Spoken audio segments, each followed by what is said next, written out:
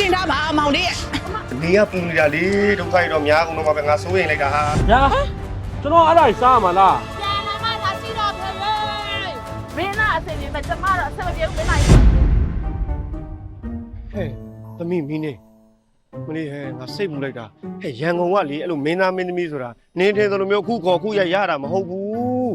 ငါတက်တက်နဲ့တကူတစ်ခါမှမကြောက်ဘူးပေါ့သမီးရဲ့ဖေစိတ်ပူတယ်ဖေသမီးလည်းအဲ့ဒါပြောတာပေါ့ရွာကဖျားပွဲမှာတော့မှလေစက်ပွဲငှားခြင်းလို့ရှိရင်တစ်နှစ်လောက်ကြိုပြီးတော့စိတ်ရံပေးရတာလေစိတ်ရံပေးရတာဟုတ်ပါပြောနေတဲ့ပုံကလေကြော်ညာတယောက်ဆောင်လို့ချက်ချင်းခေါ်လာမယ်ဆိုတော့ဟုတ်ပါဖေဖြစ်မှမဖြစ်နိုင်တာဖေဒီမှာသမီးပြပြမယ်သမီးတနေ့ဖုန်းနေကြည့်တစ်တော်တွေစော့နေတာအလကားစော့နေထင်လားအလကားမဟုတ်မှန်းတော့သိတယ်ဟေးဘေးကကြောက်ထဲရတာလေစောင့်ကြည့်လေးလိုက်စမ်းပါဖေဟာကဲပဲဟဲ့သမီးပြောဖေကလေခေါ်လာတာတော့ဟုတ်ပါပြီငါတို့ကလေရွာကဆိုင်ကကိုယ်စလဲအဆင့်လေးတော်ကြနေနေခေါ်လာတဲ့တယောက်ဆောင်နေကြော်ညာကားတွေကိုမတရားတစ်နှစ်တဘိုးတောင်းလိုက်ဟုတ်ပါသမီးအဲ့ဒါကြည့်အောင်ဖေသမီးမတက်နိုင်ဘူးအဲ့လိုဟုတ်တယ်အဲ့ဒီကြော်ညာရုပ်ရှင်မင်းသမီးသားတွေဆိုတော့သမီးနဲ့တော့ခင်းနေတာအသေးလေးတွေပေးပါအောင်ဆိုမလေးသမီးပေးလိုက်လို့ရှိရင်ကျေးဇူးတင်ပါတယ်စားပြန်အောင်နော်အိုးဟုတ်ပါအဲ့တော့အခုကြည့်လိုက်စမ်းပါဖေဟာပြောရတာပူရတယ်ကြားတယ်ကဲဘေးရွက်ဆရာကြီးသွားမယ်မျိုးပေါ်တစ်စင်ကောက်ငေါ့သွားပြီဒါပြေစောင့်တာကြည့်လိုက်ပါအေးပါဟုတ်ပြီဟဲ့ဟိုကောင်မလေးနေဘသူသွားပြီဘယ်သူခေါ်လာမှာတော့ပြန်လာမှသာကြည့်တော့ဖေရေ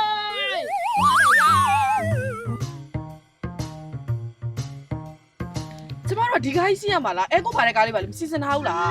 ဂျာကြီးရေတောတောင်ရေမြေတဘာဝအလှပလေးကိုကြည့်ရှုခံစားနေတွေ့ကြုံရတာပေါ့ဂျာကြီးဟာတောတောင်ရေမြေတဘာဝမှမခံစားချင်ဘူးနော်ကျမတို့မင်းသားနေဘူးလို့ရှင်ခေါင်းကိုက်တက်တယ်အော်ဂျာကြီးရေတခါတလေလေးလေကျမတို့ရွာလေအနှိမ့်အမြင့်လေးကျန်းနေဆိုပေမဲ့လေအတွေ့ကြုံရတာပေါ့ဂျာကြီးရေကျမတို့ကလေဘေးရွက်နှစ်စီးစီစဉ်ထားတာအဲ့ဒါနဲ့ချောင်းချီလေးစီရအောင်ဆိုပြီးတော့လေဟိုက်ချက်ကလေးဈေးတောင်ပို့ပေးပြီးငားလာတာနော်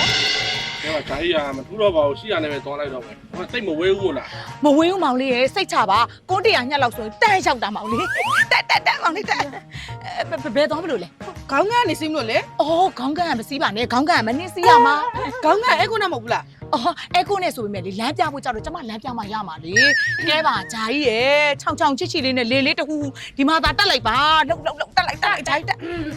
ဂျာကြီးတက်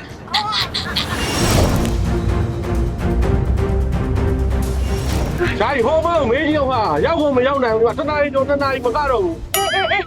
အမရေဟိုပြန်တော့မထူအားကြောင့်မင်းသားကိုပြောပါတယ်ကြုံရလူနဲ့မရိုက်ပါနဲ့လို့ဟော तू ကလည်းငါရဲ့အမာကပြိဿဖြစ်နေလို့ပါပြီးတော့ချင်းတဲ့တဘာဝအငွေ့တက်နဲ့ရိုက်မယ်ဆိုတော့ငါလည်းစိတ်ဝင်စားပြီးလိုက်လာတာဘိုးရောက်ရင်စင်ပြေသွားလိမ့်မယ်မင်းသားအစင်ပြေမဲ့ကျမတော့အစင်မပြေဘူးမင်းသားပြောမှာကိုဖြစ်မယ်ရက်ကားကိုရက်အမဟယ်လိုအမဘေးကပြောနေတာဖုန်းဆက်တာမဟုတ်ဘူးအော်ကြားရရှစ်တပြက်နှစ်ပြက်ဆိုမရောက်သေးဘူးလားစီးလာလဲတနားကြော်ကြာနေပြီဟိုဝါတပြက်နှစ်ပြက်ဆိုရောက်ပါပြီဂျာကြီးပြန်မြန်ပြီလားနောက်တပြက်နှစ်ပြက်ဟိုဒီတခါတော့လေတကယ်တပြက်နှစ်ပြက်ဆိုရောက်ပါပြီဂျာကြီးစိတ်ကိုလျှော့ထားပါအားလုံးဖြစ်မှာပေါ့ဂျာကြီးဆိုဒီမှာ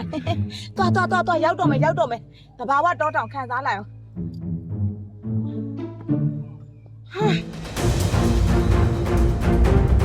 1 hour later အမေအဖေဖေသမီးကကားဆင်းလုံးလုံးငှားလာလိုက်သေးရတော့အေးဟာမဲငါသမီးရနော်အရန်နေတက်ဟဲ့ခဏနေပါဦးနင်ပြောတော့သွားခေါ်လာတာကြော်ညာမင်းသမီးတွေ online ဆယ်လီတွေဟိုတရုတ်ဆောင်နေဆိုဘာမှလို့မာကြီးကဒီအရန်လောတာပဲဘူးရောရွာရောက်ပြီလားအေးဒီမှာရောက်ပြီဒီမှာရေးလေးတိုက်ပါဦးဗျရေးလားရေးအဲ့မင်းနေနေဟိုက်တဲ့ရေးတဲ့မင်းနေရေးပြင်းထားတာဝေးဒုက္ခပါပဲအေးဖုန်နေလဲကတ်လို့ဦးလေးတုတ်ပေးမယ်နော်ဟိုရပါတယ်ဦးလေးကိုအားမနာပါနဲ့ဟောဟဲ့လားရလားဖေသမီးကလေကြော်ညာမင်းနာခေါ်ပါဆိုမှပဲနေလက်နဘန်းလုံးသမားတွေခေါ်လာတာဖေလုံးထလိုက်အောင်မယ်အေးနေရမှာနဘန်းသမားလို့ခဏငါဖွဲကြီးတယ်မှတ်လို့ရတယ်ဦးလေးတို့ရွာလေးတာဝန်ကြီးတယ်နော်အကုန်လုံးကြည်ပြလေးလုပ်မလားဒီမိုက်ဆင်းလားငါတူလာတူလာစိတ်တွေလဲရေရပြီရအမရေကအေးတာမရှိဘူးလားရေကလောလောဆယ်အဲ့ဒါပဲရှိတယ်ဒါဆိုလဲကျမတို့မင်းသားလေခဏဘိုက်စားတတ်တော့စားစရာလေးပါလေအစာပြေစားစရာလေးစ စားချက်ရှိတာပေါ့ညီမလေးရဲ့ထမင်းညမ်းရှိတယ်အမတို့ကြက်ဦးလေးကြော်ပြီးမယ်လေ ဟဲ့ဘလို့ထမင်းနဲ့ကြောက်ဦးလေဟာဘာဂါတို့ပီဇာတို့ snap တို့တခုခုစင်စစ်ထားမှာမဟုတ်ဘူးလား အော်ညီမရဲ့နဲဆိုတော့ကြတော့ဟိုစနိုက်တွေတော့ဘယ်ရှိမှလဲညီမလေးရဲ့အဲ့လောက်စားချင်တယ်ဆိုလို့ရှိရင်လေရင်ရွေးချမ်းလေးနဲ့ထညက်လေးနဲ့ကျွေးမယ်ဟိုမောင်လေးပဲချမ်းတုတ်ကလေးကိုစီရှက်ရှက်လေးနဲ့တုတ်ပေးမယ်နော် စိတ်ပြက်စရာကောင်းတာဆိုကဲအဲ့ဆိုလည်းမမလည်းကြော်ညာမဲဟာစားမဲဟာစီစဉ်ထားရဆို ဟိုအမားတို့ရိုက်မှာတော့လေဟိုစားစရာတော့မဟုတ်ဘူးစိမ့်ဆိုတဘာဝဓာတ်မြေဩဇာဟိုသားတို့ရေစိမ့်ဆိုလေးလာချပေးလိုက်ကြပါဦးဟဲ့ ဗျာကျွန်တော်အဲ့ဒါစားမှာလားကျွန်တော် food blogger လေးဗျာအမတို့ပြောတော့ organic စားမှာတော့ ဟိုစိမ့်ဆိုကလည်းလေ organic ပဲလေမောင်လေး3လေးလောက်တော့မြည်ရှိပေါ့ ဘာဒီပြောနေလဲ အော်မပေါ့ရောင်းသွားလို့ပါဟိုလေဟိုစိမ့်ဆိုတဘာဝဓာတ်မြေဩဇာကလေဟိုအရင်ကြော်ကြလိုက်မောင်လေးပြီးွားရင်စားဖို့ကစီစဉ်ထားတယ်နော် ဒါတက်လူကိုလိန်ခေါ်တာပဲကျမတို့က food blogger လေဓာတ်မြေဩဇာဘလို့လို့ကျင်ညာရမှာလဲရှင်ပြောစားကြရင်ကျွတ်ပါဆိုမမလည်းစားစရာ မဲဘောကတော်တော်ချက်တူရေးကကဲပြီးတော့ဟိုဗာလဲစားတယ်ရမမောင်းဟိုငပိတယ်ရမောင်းဖြစ် ဘာလဲငပိတယ်ရမမောင်စားတယ်ရမောင်းတာလေ အေးဘလို့ပဲဖြစ်ပေါ့အမလီမင်းသားတော်တော်မန်နေဂျာအကဲဖြစ်နေတော့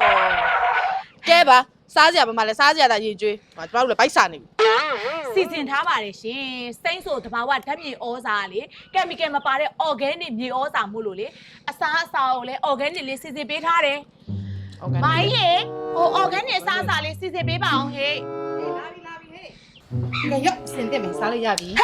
အော်ဘလို့ခေါင်းကြီးပေါ်တင်တာတော့မိုင်းတို့ကလေ ရာသူတို့ပေါ်ရတယ်အဲ့ဒါကြီးစားမှာလား organic ဆို ဟုတ်တယ်လေတကယ်ကြီးကလည်း organic ပဲတကယ်လေးတော့ကလေးနှမျိုးတောင်စီစဉ်ထားပေးတယ် ဘူးတော့ပေါ့ကွာရောက်လာမှတော့ဒါပဲစားလိုက်တော့မယ် စားစား ဟာကောင်း ကိုကိုစား စားမောင်လေးအားရပါရစားဟိုအမလေးဟိုစိမ့်ဆို organic အကြောင်းလေးရှင်းပြပေးမယ်ဒိုင်ရလွန်လေးစိမ့်ဆိုတဘာဝ organic မြေဩဇာလေး10မျိုးတောင်ရှိတာမောင်လေးရဲ့အပင်တွေအထွက်နှုံကောင်းဖို့ကြီးထွားတန်မာဖို့အဲ့ဒီအပြင်သီးနှံတွေအရေးသွေးကောင်းဖို့ပါသူကထုတ်လုပ်ထားတာပြီးရင်အပင်အတွက်လိုအပ်တဲ့အာဟာရတွေအချိုးဆက်ပေါက်ဆက်ပဝင်ထားတာမောင်လေးရဲ့ကယ်မီကယ်မြေဩဇာတွေကိုအသုံးများပြီးတော့ပျက်စီးနေတဲ့မြေပြင်တွေကိုစိမ့်ဆိုတဘာဝဓာတ်မြေဩဇာကိုသုံးပြီးတော့လေအဆင်ပြေတဲ့အပြင်ပိုးမွားဒဏ်ကိုခံနိုင်ဖို့အတွက်ကလည်းစိမ့်ဆိုတဘာဝဓာတ်မြေဩဇာမရှိမဖြစ်လိုအပ်တာမောင်လေးရေ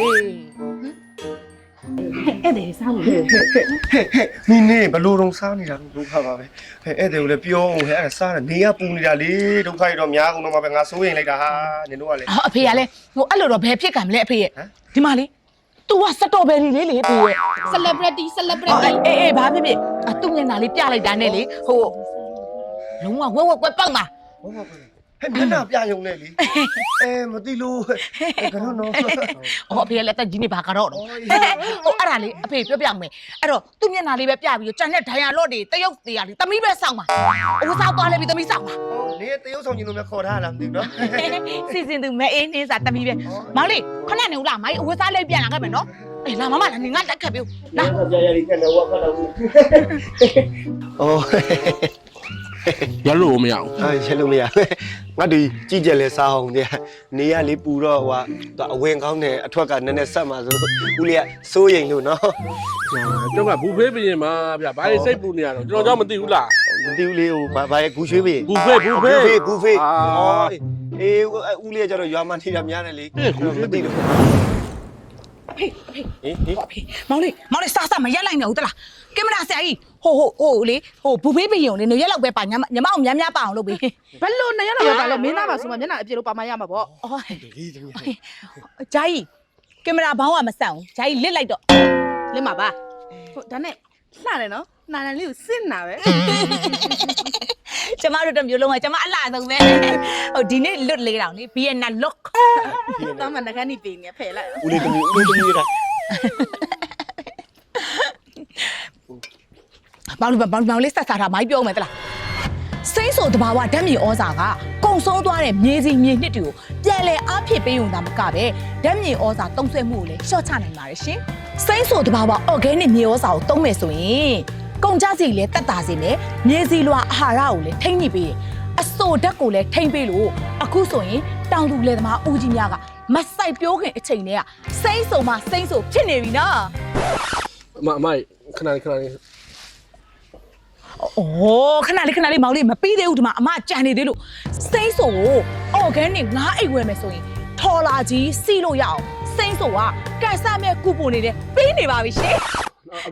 ဘာလောက်ပါအောင်တွဲလက်လေးပဲ တွဲလိုက်တပည့်သူဘာတွေတောင်းစားလို့လဲအိမ်နဲ့ယူ အ နေ မော တယ် က်ဂျာကြီး စားချင်တာမဟုတ်ဘူးစားချင်တာမဟုတ်ဘူးတွိုင်းလိုက်အိမ်သာလို့ပြောတာအိမ် ဩချီးပါကျင်တယ် အော်အဖေလည်း